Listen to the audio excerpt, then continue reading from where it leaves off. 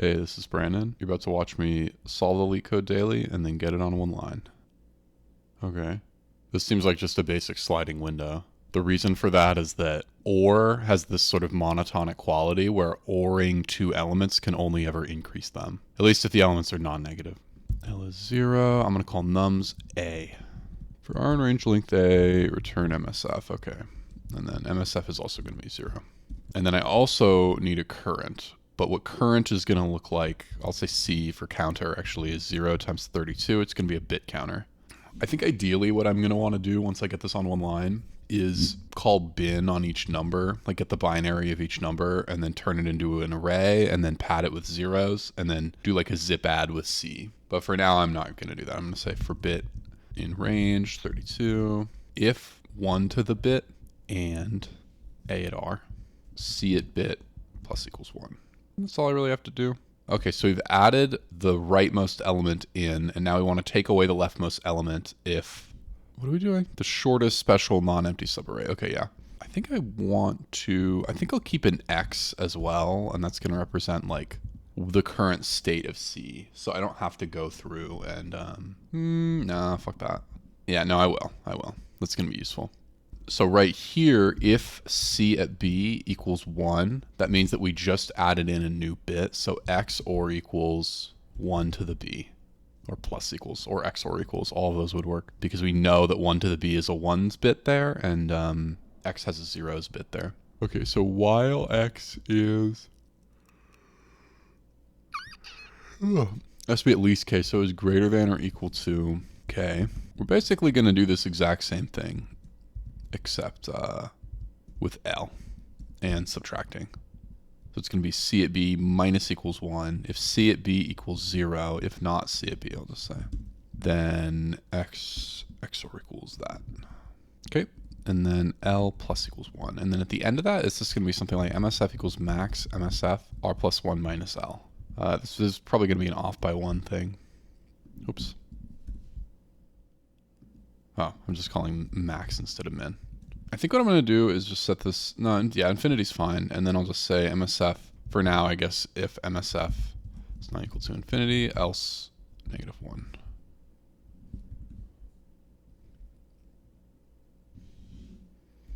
Nice. Got my Yerba Mate, got my Brockhampton, ready to get this on one line. First things first, this whole if MSF doesn't equal infinity, else negative 1, I don't think I really need that. I think I can just say this or this. And this will be reduce or A. So if you take an or of all of A is greater than or equal to K, there's at least some sort of subarray that's going to be at least K and negative 1. But if this isn't the case, then this will immediately evaluate to false. And then it will go through with the normal sequence of events. So I'll say, I don't think I'm going to call this MSF. I want just like an auxiliary, like V for variables. That's what I'll call it. This can be my variables. C is the bit counter. And then we need, I'm going to use a lambda. There's too many things going on for me to want to like bother not. But that should be fine. So we're mapping something to the range length A. That's fine. And then what we're going to say V is L MSF, X MSF. So first thing that happens with lambda R, there's two things that happen. We add B in, but at the point where I'm using a lambda, I probably want to just have this be a separate function. So I think I'm going to do that. This is going to be like add or take away from C. Call it F. Fitting name. So lambda X. And I think I'm actually going to say X and D for difference. And that's going to be, here we say X or equals 1 to the B. Here we say X or equals 1 to the B. But here we're taking away 1 and we're adding 1. And here we're checking if this is 1. And here we're checking if this is 0. So we're either going to submit a 1 or a 0 to represent the state there. And then we can just have this be a function with 2 inputs, which makes it a lot simpler.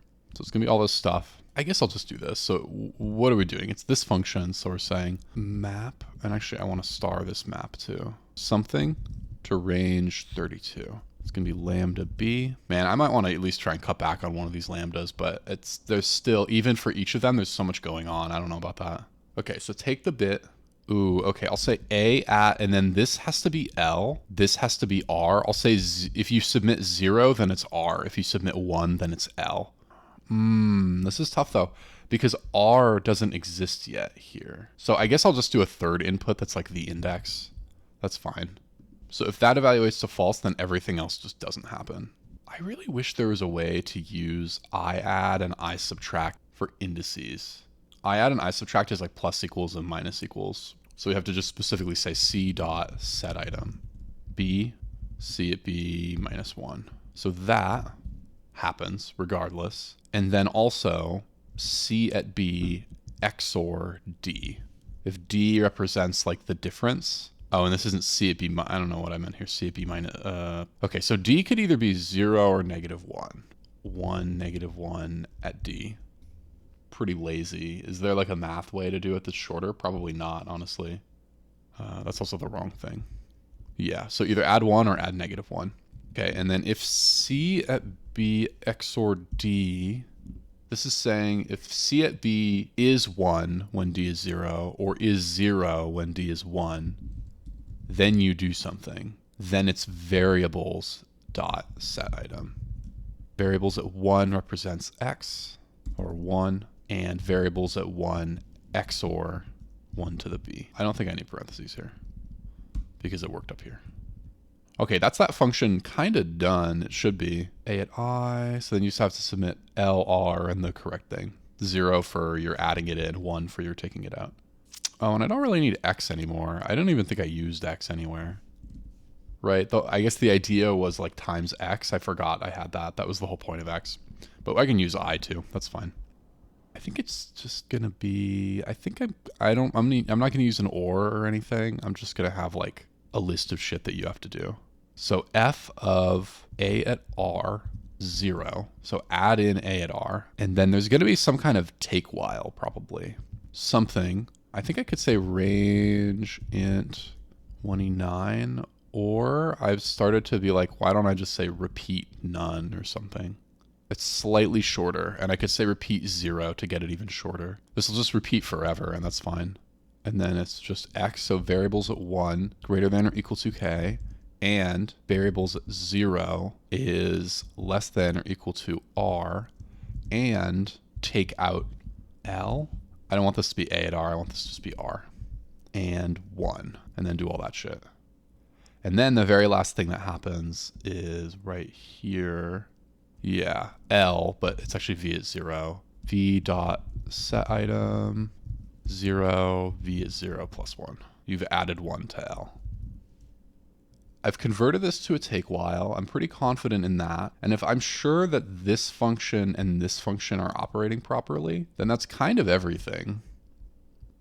Oh, well, I never actually set MSF. Right here, when I'm actually like doing what this function is wanting to do instead of just the predicate, I can say V dot set item 2 min V at 2 R plus 1 minus V at 0, because that represented L. They all get -1. Yeah, that just means this is wrong. That needs to be is less than K. I don't know why it's greater than K. Okay, that's cool. So now it's just a matter of getting the correct thing. So I want to get the variables, and then I want the final variable, which is MSF. Well, hold on. I think I need to say like lambda blank. I don't know. Because what the hell does this even mean? There's no lambda function here. So when I say take while all of this stuff, there's like nothing to call, right? It says if not predicate called on X. This is not callable, so I actually don't even know how this isn't throwing an error. Oh, that is so weird. I think what's going on, I'm going to take a few leaps of imagination here. It's returning null because it doesn't know what to do with infinity. That's kind of a leap, but there's no way that this variable is not being defined. So it's just returning infinity that's getting cast to null. And that's happening because this take while is never actually going through. Okay, that's what it was. Wow, that was complicated. I don't know what the fuck was happening here when I just had like no lambda. Like, I don't know how it's calling all of this. This is not a callable expression. All right, let's get rid of these print statements. Looks good.